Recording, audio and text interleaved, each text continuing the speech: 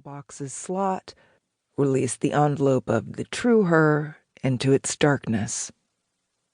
From behind her came a cell phone camera's click. She whirled, saw a pubescent peach fuzz boy with thick glasses lower his cell phone from taking her picture, dropping the envelope into the lonely mailbox. Only the two of them stood in that deserted section of the station. "Wow," said the just-made teenager. "I've never seen anyone do that.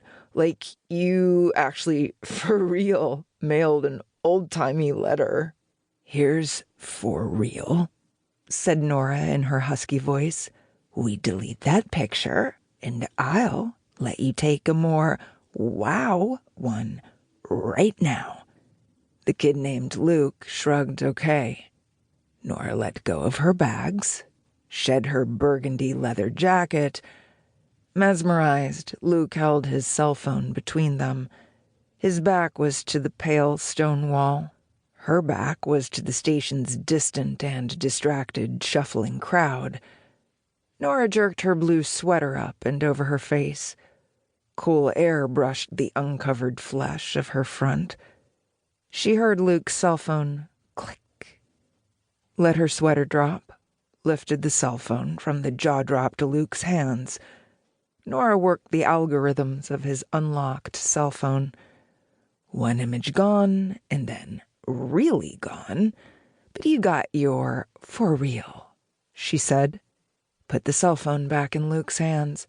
"BTW, it won't take pictures for 2 days."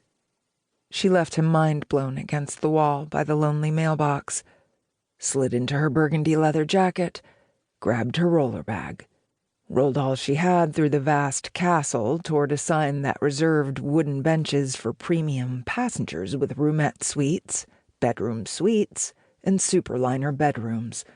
A second sign pointed to a corral of yellow plastic chairs designated for coach passengers. Nora sat on an empty wooden bench. She still had time to run. Bam!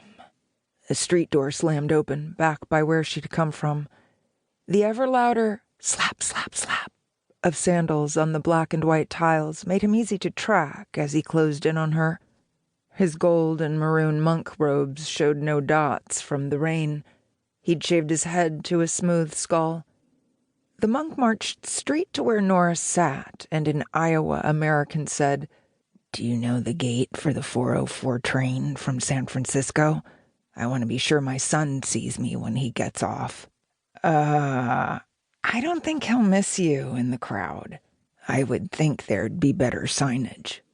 Nora blinked. "I mean," said the 21st century official monk, "I look around, and do I see proper, clear, definitive directions? No, I don't. Do I?"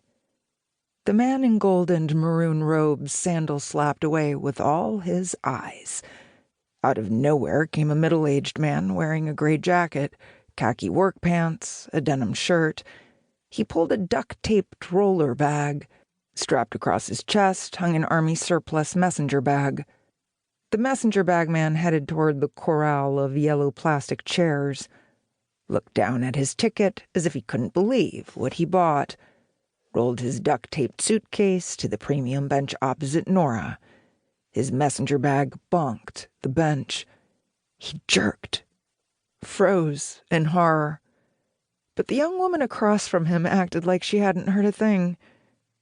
"Nobody ever notices," he thought as he sat down. "Now, finally, that's good." "Yip."